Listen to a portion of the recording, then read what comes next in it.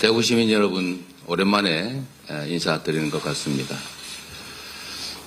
살기가 너무 힘들고 그 중에서도 지방 경제가 너무 나빠져서 우리 대구 시민 여러분께서 참 마음의 고생에 더해서 민생에서도 크게 애쓰시고 계신 점에 대해서 정치를 맡고 있는 사람의 한 사람으로서 매우 안타깝게 생각한다는 말씀드립니다. 방법을 찾아내야 되겠죠. 1% 저성장의 늪에 갇힌 정부의 초라한 경제 성적표가 공개됐습니다. 한국은행이 올해 경제 성장률 전망을 2.2%로 그리고 내년 성장률 전망을 1.9%로 하향 조정했습니다. 1%대로 떨어지고 말았습니다. 정부가 내세운 상저하고의 최면이 결국 신기루가 되고 말았습니다. 국내 기업 절반이 내수 침체, 수출 경기 둔화를 이유로 긴축 경영, 투자 축소, 채용 축소를 선택했다고 합니다. 어제 포항 죽도시장에서 우리 상인회 간부 여러분들을 만났습니다. 그런데 그 중에 한 분이 죽도시장 도매상을 20년 넘게 했는데 요즘처럼 어려운 때가 없었다. 도매상도 이렇게 어려우니 소매상들은 얼마나 어렵겠냐 이런 말씀을 하셨습니다. 그리고 또 다른 상인회장 한 분은 참 안타까운 말씀이었는데 뭐 이거 해달라 저거 해달라 이런 얘기하지 않겠다.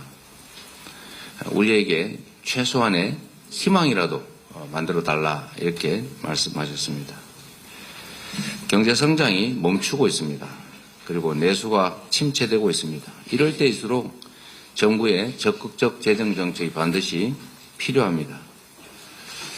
가계, 기업, 정부 이 경제 3주체 중에서 이 불황기에 역할을 할 수 있는 것은 결국 정부, 재정 역할밖에 없습니다. 서민과 중상층이 허리를 펼 수 있도록 그리고 다시 지속적 성장의 대한민국으로 다시 돌아갈 수 있도록 경제정책 기조의 전면 전환이 반드시 필요합니다. 정부의 역할에 대한 기본적 사고의 전환이 있어야 됩니다. 모두의 삶이 어렵지만 대구, 경북을 포함한 지방의 어려움이 훨씬 더 큽니다. 수도권 집중화 때문에 지역이 소외되고 있습니다. 이걸 해결할 수 있는 것은 결국 정부밖에 없습니다. 균형 발전을 위한 투자, 또 지역의 특성을 살린 산업 재배치 같은 지속적 성장을 위한 노력이 필수입니다.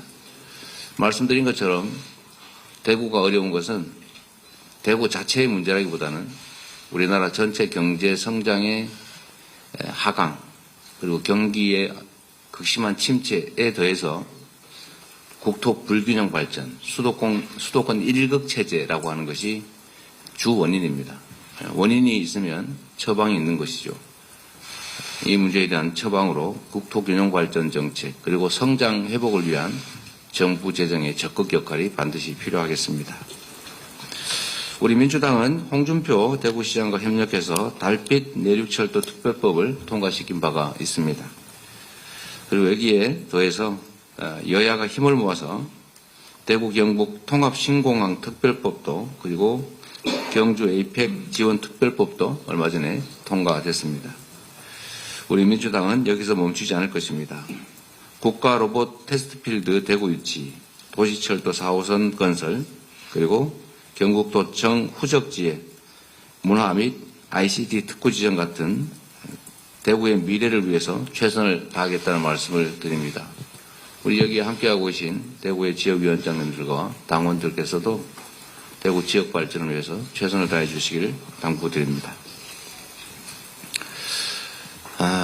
폭설 피해가 이 남부지방은 좀 덜한 것 같긴 한데 중부지방, 수도권 중심으로 피해가 엄청나게 큽니다.